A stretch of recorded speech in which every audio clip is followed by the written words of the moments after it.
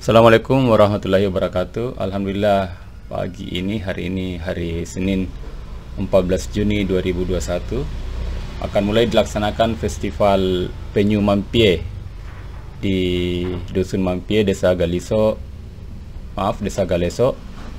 di Kecamatan Wonomulyo, Kabupaten Polewali Mandar. Jadi teman atau sahabat saya Yusri Mampie yang memiliki komunitas sahabat penyu akan melaksanakan festival yang sudah beberapa kali direncanakan, tapi insya Allah baru bisa dilaksanakan mulai hari ini sampai tanggal 16 Juni 2021 atau 3 hari. Nah, sebagai bentuk dukungan terhadap kegiatan tersebut, saya mewakili teman-teman dari komunitas Armada Pustaka Mandar yang logonya itu teks baca warna merah,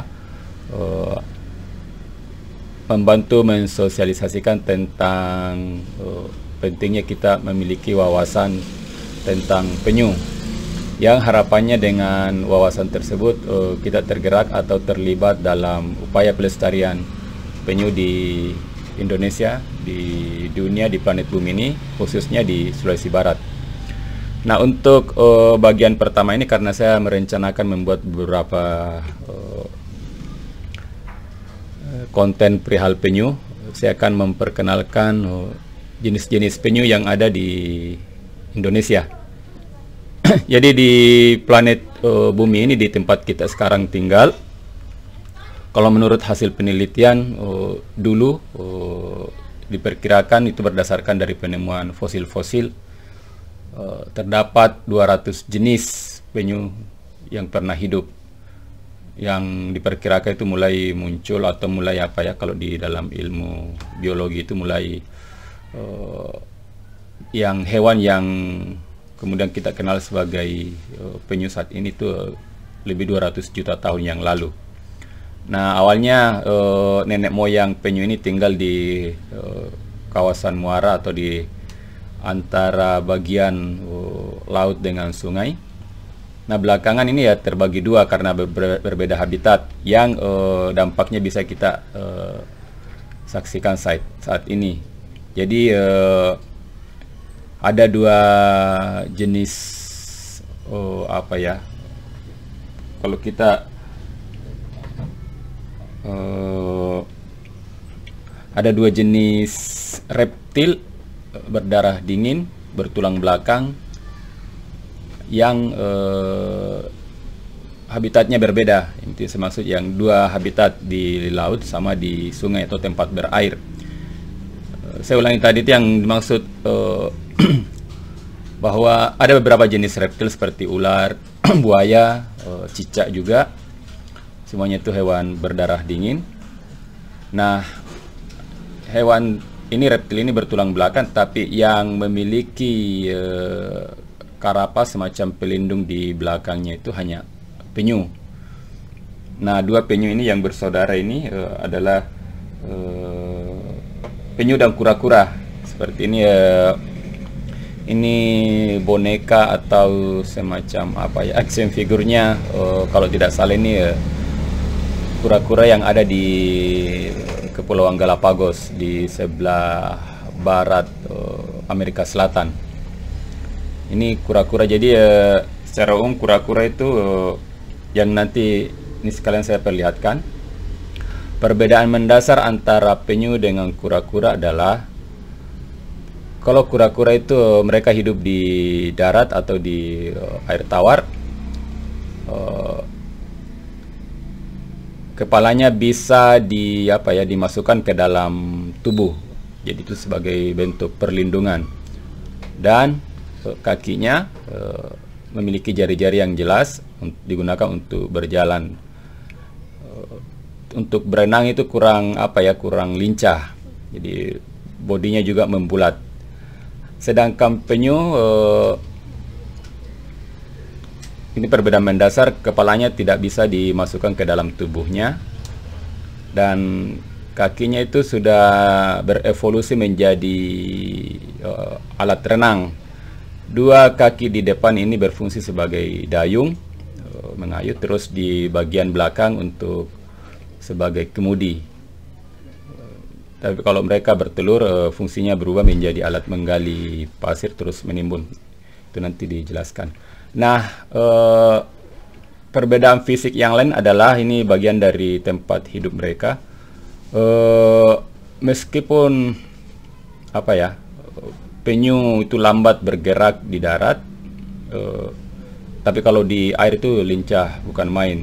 Dan itu terlihat dari evolusi tubuhnya, itu menjadi pipih. Ini kalau dalam ilmu hidrodinamika, ini tentu jauh lebih cepat kalau bentuk badan seperti ini pipih dibanding kalau membulat seperti ini. Ini kura-kura. Jadi itu adalah perbedaan mendasar. Dua saudara ini, satunya hidup di air tawar, perairan tawar, kadang ditemukan di selokan, di rawa-rawa yang seperti ini, kura-kura. Terus kalau penyu hidup di laut. Nah, yang tadinya itu ada 200 spesies penyu laut yang pernah hidup di bumi. Nah, saat ini cuma 7 atau 8 spesies. Disebut 8 karena ada salah satu jenis penyu itu yang mirip-mirip dengan penyu, kalau tidak salah penyu hijau, tapi warnanya berbeda dan ukurannya lebih kecil. Biasa disebut penyu hitam di salah satu mungkin di Afrika.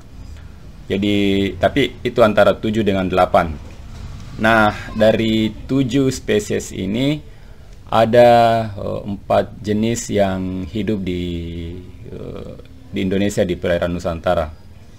Pertama yang paling terkenal itu adalah ini penyu sisik. Penyu sisik kalau bahasa Bajo atau bahasa Mandar kadang disebut saja sisik. Jadi dia tidak menyebut penyu sisik, tapi langsung dibilang sisik. Kenapa disebut penyu sisik? Karena bagian karapasnya ini di belakang ini sangat apa ya, penutupnya ini yang merupakan bagian dari tulang juga, kelihatan jelas sisiknya. Dan yang ini juga menjadi apa ya, karena sisiknya cantik, sering digunakan oleh manusia untuk perhiasan, cincin, gelang, anting-anting, bingkai kacamata dan lain-lain. Nah, ini penyu sisik. Tapi kalau dalam bahasa Inggris, saya lupa apa bahasa Inggrisnya, sisik itu tidak disebut penyu sisik, tapi kalau diterjemahkan ke dalam bahasa Indonesia itu penyu paruh elang. Karena ya paruh atau apa namanya, mulut dari penyu ini seperti elang, hawksbill.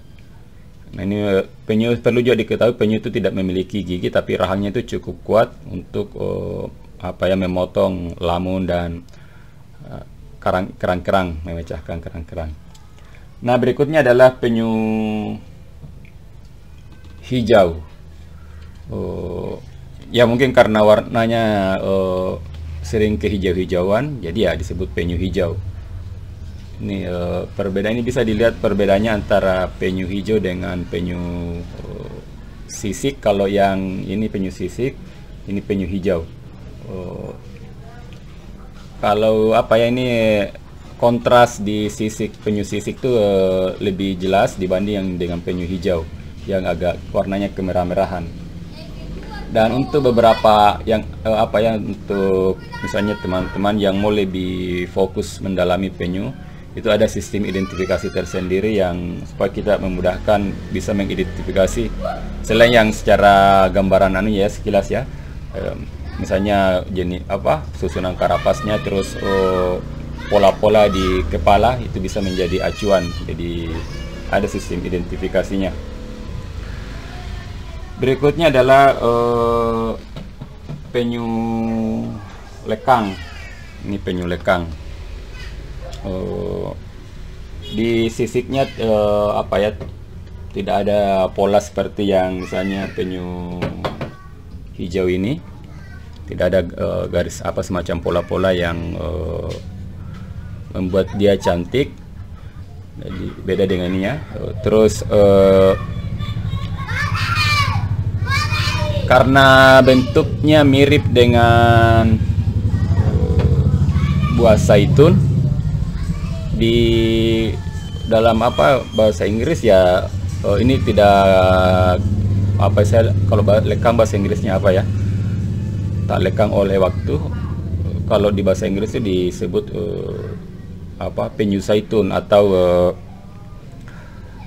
Oliver Redley, tidak salah namanya kalau istilahnya dalam bahasa Inggris. Ini yang penyu lekang. Ini secara dia lebih lebar ya dibanding misalnya penyu sisik, ini penyu lekang. Terus paruhnya juga ya tidak selancip dengan yang di penyu ini. Dan kalau kita perhatikan pola di kepalanya itu juga berbeda. Jadi biasanya itu kalau teman-teman mau menyimpan bangkai penyu, misalnya menemukan atau apa, terus mau mengoleksi, tapi karena ukurannya terlalu besar susah, itu minimal kepalanya saja yang diambil. Bisa diawetkan karena ya ada bisa dari bagian kepala itu bisa diketahui itu jenisnya. Jadi meskipun ini tidak kelihatan, tidak ada, tapi ini ada, bisa diketahui oh ini jenisnya. Nah yang paling khas itu, dan kalau sampai dewasa misalnya sama-sama dewasa tadi yang 3 jenis yang lain, itu adalah penyu belimbing. Itu ukurannya bisa sampai 1 meter ke atas, itu panjang sekali, dengan misalnya umur yang sama tapi dengan ukuran tubuh kalau belimbing itu jauh lebih besar. Ini sangat khas karena tidak ada semacam sisik, dia seperti ini saja. Kalau ini kan mirip buah belimbing. Tapi kalau dalam bahasa Inggrisnya itu letter back letter jack atau letter back, ya kira-kira diterjemahkan ya jaket kulit. Jadi itu yang khasnya di penyu belimbing. Ya jenis ini jarang ditemukan, kalau tidak salah itu banyak di Indonesia bagian timur, khususnya di wilayah Papua. Kalau di Sulawesi Barat saya belum pernah mendengar ada ditemukan jenis penyu belimbing. Bisa saja ada, tapi kalau misalnya ada teman-teman yang biasa posting atau apa, saya belum pernah melihatnya. Jadi itu adalah gambaran sekilas tentang jenis-jenis penyu yang ada di Indonesia. Nah saya mau ulang tadi, berdasar fosil ini ini adalah fosil, ini replika fosil ya, nenek moyang penyu. Jadi ya bisa penyu atau kura-kura, yang mungkin juga salah satu jenis dari 200 jenis tadi. Ini ada ekor yang panjang, terus bisa jadi ini kepalanya bisa masuk disembunyikan ke dalam. Nah biasanya ya, ini bukan biasanya, kalau penyu dewasa itu kita bisa atau mudah identifikasi perbedaan antara penyu betina dengan yang jantan. Kalau yang jantan ada semacam ekor keluar, itu sebenarnya bagian dari sistem reproduksi, alat kelamin. Nah kalau penyu mau melakukan kawin, pembuahan, itu akan memanjang keluar penisnya, jadi melakukan seperti perkawinan di dalam laut. Yang unik kalau penyu mau kawin itu ya kalau proses kawinnya itu bisa berjam-jam, bisa sampai 5 sampai 6 jam. Si jantan berada di atas betina, dan nanti itu kalau bisa diperhatikan secara detail, di 2 kaki depan ini oleh penyu ada semacam jari kecil-kecil, jari yang fungsinya nanti kalau ketika kawin itu akan terkait di tubuh atau di karapas betina. Dan nanti saya jelaskan, ada sesi tersendiri untuk penjelasan tentang bagaimana proses kawin penyu, terus apa yang terjadi, berapa kali, misalnya karena sering terjadi ditemukan penyu yang sama kembali lagi bertelur di tempat itu. Itu kadang ada jeda berapa kali bisa mengeluarkan telur dalam satu musim bertelur. Itu nanti di sesi berikutnya. Nah, seperti ini kan kalau yang cukup terkenal juga kalau di kegiatan pelestarian penyu itu adalah tukik, karena di fase kehidupan tukik itu banyak keterlibatan manusia, maksudnya untuk memperlihatkan upaya pelestarian. Meskipun secara secara kalau kita ketat pada upaya konservasi, ya dibiarkan saja, misalnya telur menetas, ya dibiarkan saja menetas atau langsung saja dilepas ke laut. Tapi untuk upaya kampanye, upaya penyadaran, beberapa aktivis lingkungan hidup itu masih mentoleransi untuk mengambil sampel beberapa ekor untuk kampanye, misalnya upaya pelepasan bersama, dan yang itu cukup penting atau cukup berpengaruh kalau melibatkan anak-anak kecil, karena sejak dini mereka diberi pengetahuan bahwa penyu itu sesuatu makhluk hidup yang penting untuk dilindungi. Saya kira itu sebagai informasi awal tentang penyu. Mudah-mudahan apa yang kami sampaikan ini bisa bermanfaat, dan sebelum saya tutup, saya sampaikan sekali lagi bahwa hari ini di Mampie, Kecamatan Wonomulyo, akan berlangsung Festival Penyu Mampie 2021. Jadi itu terbuka untuk umum. Ada beberapa kegiatan seperti kampanye atau diskusi tentang penyu, lomba perahu, ada juga acara berkemah. Tapi karena kita masih dalam suasana pandemi, teman-teman yang datang ke sana harus tetap menerapkan protokol kesehatan, bawa masker, terus pembersih tangan, terus jaga jarak juga. Saya kira itu. Terima kasih atas perhatiannya. Assalamualaikum warahmatullahi wabarakatuh.